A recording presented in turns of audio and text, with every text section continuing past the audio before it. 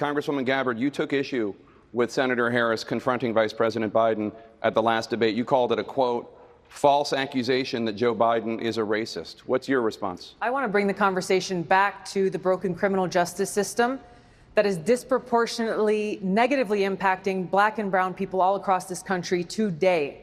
Now, Senator Harris says she's proud of her record as a prosecutor and that she'll be a prosecutor president, but I'm deeply concerned about this record. There are too many examples to cite, but she put over 1,500 people in jail for marijuana violations and then laughed about it when she was asked if she ever smoked marijuana. She blocked evidence. She blocked evidence that would have freed an innocent man from death row until the courts forced her to do so. She kept people in prison beyond their sentences to use them as cheap labor for the state of California. And she fought to keep cash bail system in place that impacts poor people in the worst kind of way. Thank you, Congresswoman. Senator Harris, your response.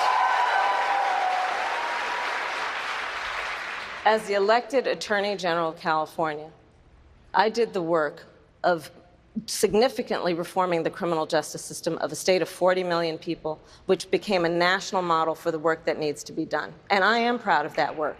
And I am proud of making a decision to not just give fancy speeches or be in a legislative body and give speeches on the floor, but actually doing the work of being in the position to use the power that I had to reform a system that is badly in need of reform. That is why we created initiatives that were about reentering former offenders and getting them counseling. It is why, and because I know that criminal justice system is so broken, that I am an advocate for what we need to do to not only decriminalize, but legalize marijuana in the United States. I want to bring Congresswoman Gabbard back in. Your response. The bottom line is, Senator Harris, when you were in a position to make a difference and an impact in these people's lives, you did not. And worse yet, in the case of those who were on death row, innocent people, you actually blocked evidence from being revealed that would have freed them until you were forced to do so. There is no excuse for that.